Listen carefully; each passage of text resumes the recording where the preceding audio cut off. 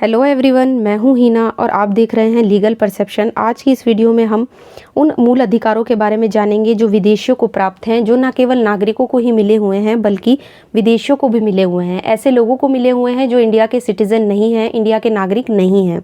ऐसे अधिकारों के बारे में जानना बहुत ज़रूरी है। देखिए, कॉन्स्टिट्यूशन में बहुत सारे प्रोविज़न्स ऐसे हैं, बहुत सारे कॉन्सेप्ट ऐसे हैं जिनके बारे में हमें पता होना चाहिए। अगर आप किसी भी चीज़ की ओवरऑल नॉलेज लेना चाहते हैं तो उसकी छोटी से छोटी बातों का हमारे लिए पता होना बहुत ज़रूरी है, और इसी पर्पज़ से मैंने इस वीडियो को बनाया है। अपनी पिछली वीडियो में मैंने आपके साथ उन फंडामेंटल राइट्स को डिस्कस किया था जो सिर्फ सिटीज़न को मिले हुए हैं, जो भारत के नागरिक हैं उनको मिले हैं। लेकिन आज की इस वीडियो में हम उन अधिकारों के बारे में जानेंगे जो विदेशियों को भी मिले हुए हैं, और स्टूडेंट्स के दिमाग में जो भी डाउट्स हैं वो क्लियर हो जाएंगे कि कौन कौन से जो फंडामेंटल राइट्स हैं वो विदेशियों को भी मिले हुए हैं। लेकिन आगे बढ़ने से पहले मैं आपको ये बताना चाहूँगी कि अगर आप इस वीडियो लेक्चर की PDF लेना चाहते हैं, आप फ्री में टेलीग्राम से ले सकते हैं, जिसका लिंक आपको डिस्क्रिप्शन में मिल जाएगा। तो चलिए शुरू करते हैं। देखिए, सबसे पहले जान लेते हैं, चूँकि देखिए हमें जो फंडामेंटल राइट्स दिए गए हैं वो आर्टिकल 14 से दिए गए हैं। 14 से लेकर 18 तक सबसे पहले दिया गया है हमें राइट टू इक्वालिटी, यानी समानता का अधिकार। उसी समानता के अधिकार में कहा गया है कि सभी व्यक्तियों को विधि के समक्ष समानता और विधियों का समान संरक्षण मिलेगा, यानी कि हर कोई व्यक्ति कानून की नज़र में समान होगा और सभी को जो लॉ है उसका इक्वल प्रोटेक्शन दिया जाएगा, किसी के साथ कोई भेदभाव नहीं किया जाएगा। यहाँ पे ध्यान देने वाली बात यह है कि यहाँ पे देखिए व्यक्ति वर्ड का यूज़ किया गया है। व्यक्ति का मतलब हो गया कि इसमें नागरिक भी शामिल हैं और विदेशी भी शामिल हैं। सभी को ये राइट जो है दिया गया है, विधि के समक्ष समानता और विधियों के समान संरक्षण का। इसके बाद नेक्स्ट आर्टिकल की तरफ बढ़ते हैं, जो है आर्टिकल 20। इसमें कहा गया है कि अपराधों के संबंध में दोष सिद्धि से संरक्षण दिया जाएगा, यानी कि अगर किसी व्यक्ति को अपराध में दोष सिद्ध ठहराया जाता है तो उसको पूरा प्रोटेक्शन दिया जाएगा। और 3 तरह के प्रोटेक्शन की इसमें देखिए बात की गई है। आर्टिकल 20 हमें 3 तरह का प्रोटेक्शन देता है, लेकिन ये विदेशियों को भी यही प्रोटेक्शन देता है। सबसे पहला प्रोटेक्शन है कार्योत्तर विधियों से संरक्षण, दूसरा प्रोटेक्शन है दोहरे दंड से संरक्षण, और तीसरा है आत्म अभिशंसन का सिद्धांत।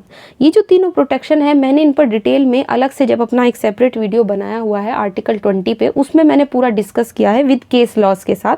अगर आपने वो वीडियो नहीं देखा है तो ज़रूर देखें, काफ़ी हेल्पफुल हो जाएगा। यहाँ सिर्फ हम ये बात जान रहे हैं कि विदेशियों को कौन कौन से फंडामेंटल राइट्स दिए गए हैं। यहाँ हम ज़्यादा डिटेल में इस चीज़ पर चर्चा नहीं करेंगे, सिर्फ इतना ही जानेंगे कि कौन कौन से फंडामेंटल राइट्स हैं जो विदेशियों को भी दिए गए हैं।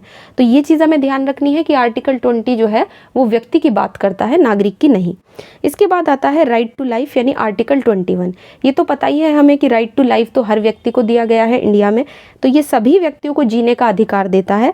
और इसमें आपका राइट टू प्राइवेसी और बहुत सारा right to food, right to electricity, बहुत सारे राइट्स हैं जो हमारे आर्टिकल 21 में आ जाते हैं।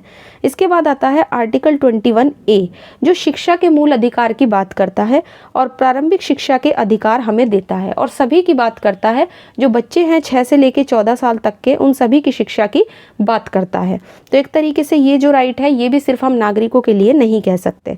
इसके बाद आता है आर्टिकल 22, यानी अनुच्छेद 22, जो कुछ मामलों में हिरासत और नज़रबंदी से संरक्षण देता है, और ये अधिकार भी नागरिकों के साथ साथ व्यक्ति वर्ड का यूज़ इसमें किया गया है, तो इसलिए इसे हम कह सकते हैं कि विदेशी को भी प्राप्त है। इसके बाद आता है आर्टिकल 23, यानी अनुच्छेद 23, जो कहता है कि मानव का दुर्व्यापार और ज़बरदस्ती काम नहीं लिया जा सकता। किसी भी मनुष्य का क्रय विक्रय नहीं किया जाएगा, उसकी ले बेच नहीं की जाएगी, और साथ ही उससे ज़बरदस्ती काम भी नहीं लिया जाएगा। और एक तरीके से इस आर्टिकल में लेबर पर रोक लगाई गई है, जो ज़बरदस्ती काम लिया जाता है और या फिर बिना पैसे के किसी से काम कराया जाता है। तो एक तरीके से ये भी सबको दिया गया है।